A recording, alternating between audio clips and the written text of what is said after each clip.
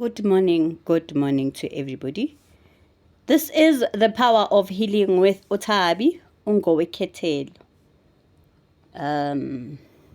Hey guys, I mentioned last year, last year I remember I mentioned ngathi this year kuzoqala season yomdawo. Kuzoba season yomdawo. Ngayibala izinto ezizolimaza abantu kule season yomdawo. Ngathi mina u2025 umdawo uphakeme. Ngabala izinto abantu ekufanele bayibheke nebayi-avoid. Angizukubuyela lapho ke. So I made a promise makuzoqala uGood Friday. Ngathi mina kunelanga lapho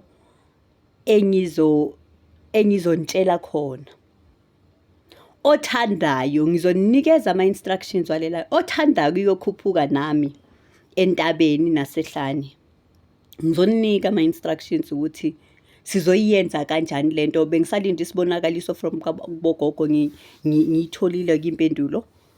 Ngizontshela ukuthi nini. Maybe that would be ekupheleni kweviki.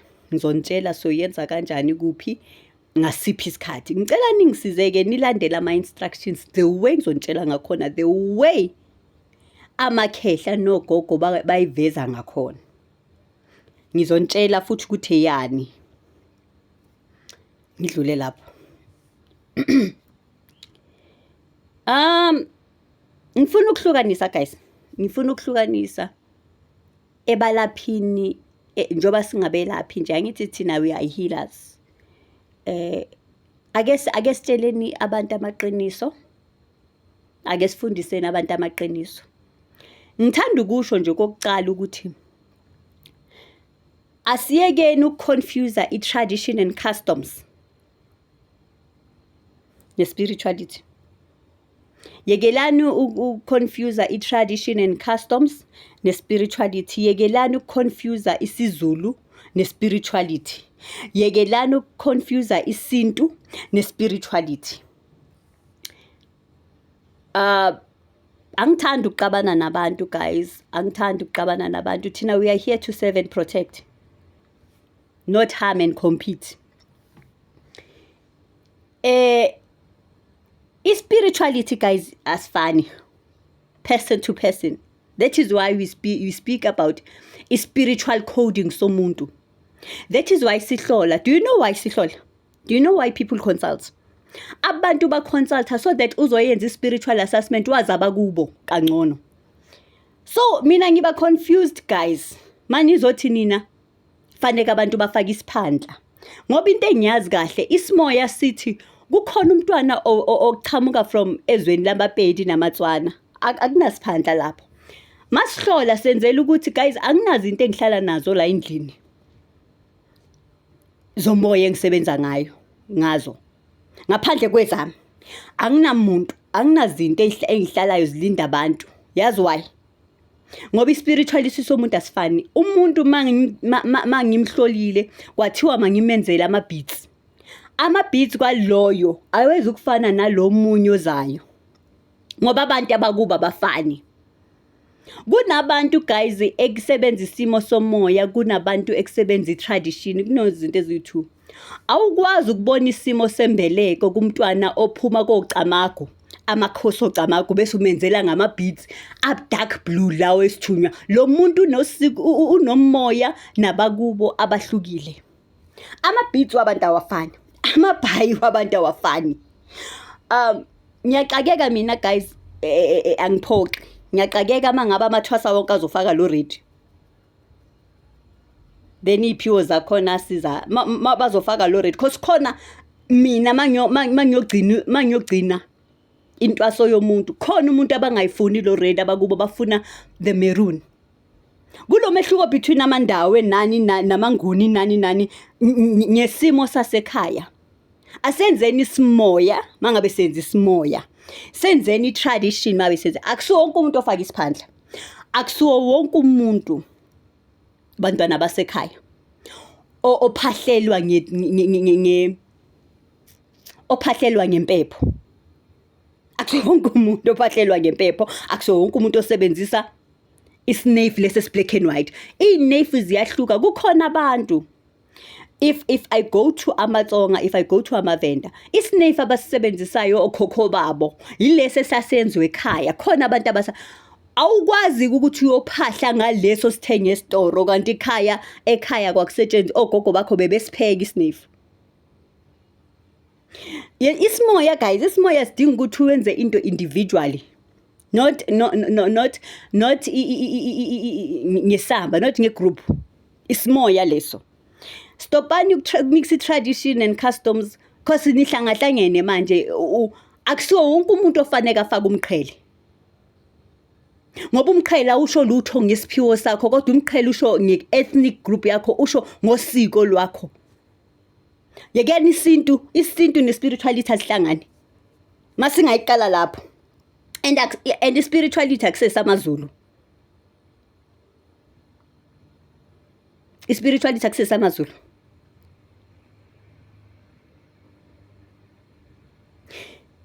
Awukwazi ukuthi umuntu awumtswana. Kukhona imbeleko yabaTswana, nembeleko yamaPedi, nembeleko yabantwana basebukhosini ayifani.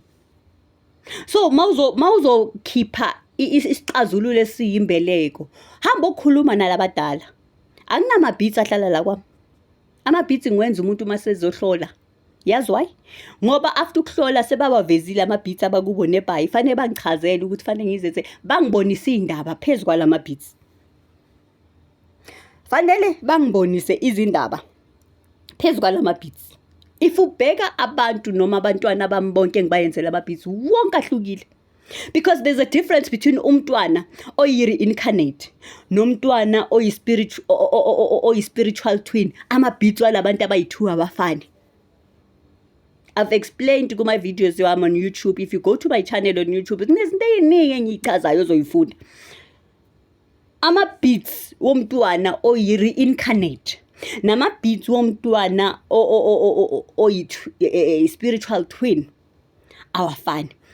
Ukwenza uku-aligna umntwana oyi-spiritual twin noku-aligna umntwana oyi-reincarnate akufani. A spiritual twin and a physical twin akufani. So mawuzothi wena nimix isintu, nimix umoya, nimixe, asisazi guys. Ama-vest lawa wengwe guys, nawo self anemikhakha. Amabhayi wengwe anemikhakha. Amabhayi abalozi anemikhakha. Angithi nethi imikhakha yini? I-English ikhwebu lento ye-spirituality guys. That's why ngithe mina engathi singaba no 80% la nala masifuna ukufunda i-spirituality.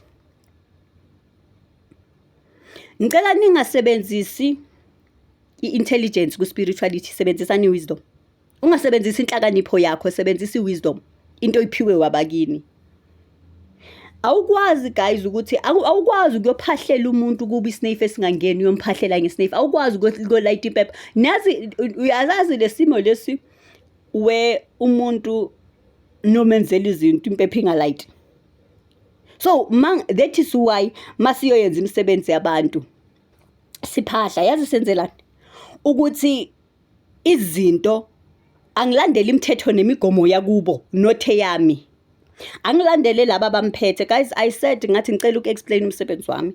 I think a year ago ngathi mina umsebenzi wami lo, mina ekwami engibathisiwe ukuthi mina ngisebenza ngabadala bakini ukuze kulapheke wena. Angisebenzi ngawe ukuze kulapheke bona, ngisebenza ngabo ngilapha bona ukuze kuphile wena.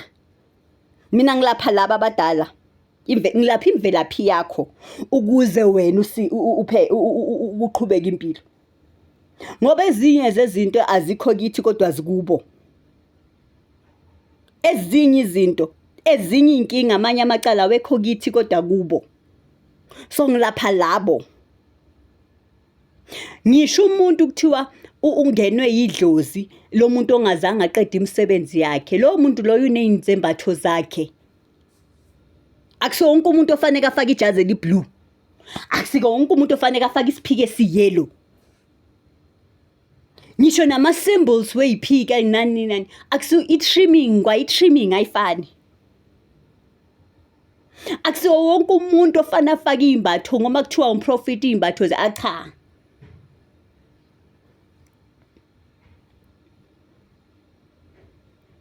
Angizenzi ngcono guys, ngiyenza umsebenzi mina engophiwe. Mina angizenzi ngcono, ngiyenza umsebenzi nje enguphiwe abantwana basekhaya. Ngiyenza umsebenzi engumbathisiwe. Futhi oney'ndlebe uzongizwa. Futhi oney'ndlebe uzongizwa. Ithunywa nabantu abasimbethe nabantu esibathwele abafani. Spiritual coding.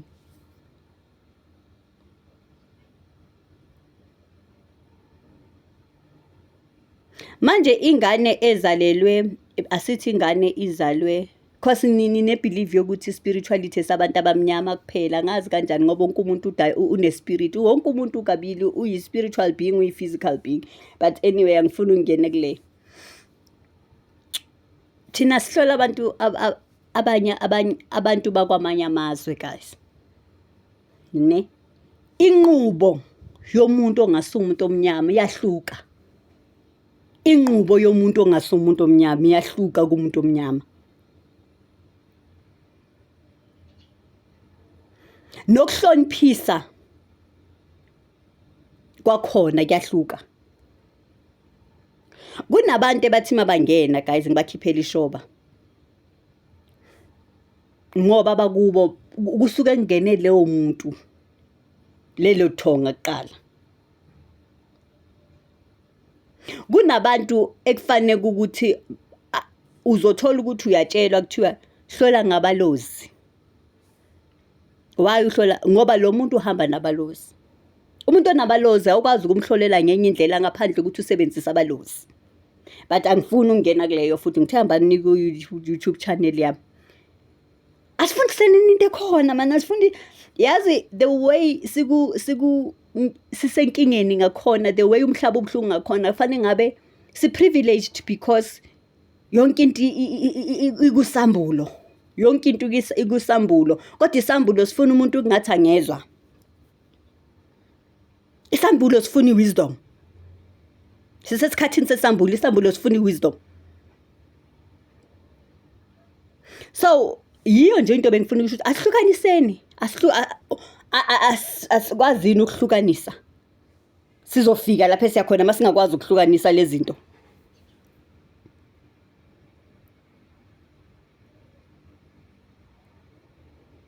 Spirituality is one. Tradition is one.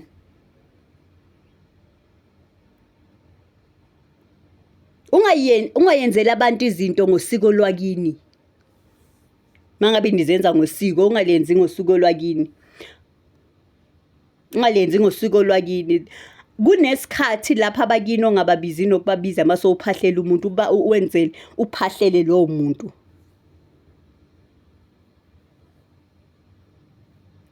Into engayifundiswa yona ke by the way into engiyaziyo mina. Owazi okuhlukile nakhona siyamvumela guys ngoba siphiwanga ngokufana. Ngiyabonga.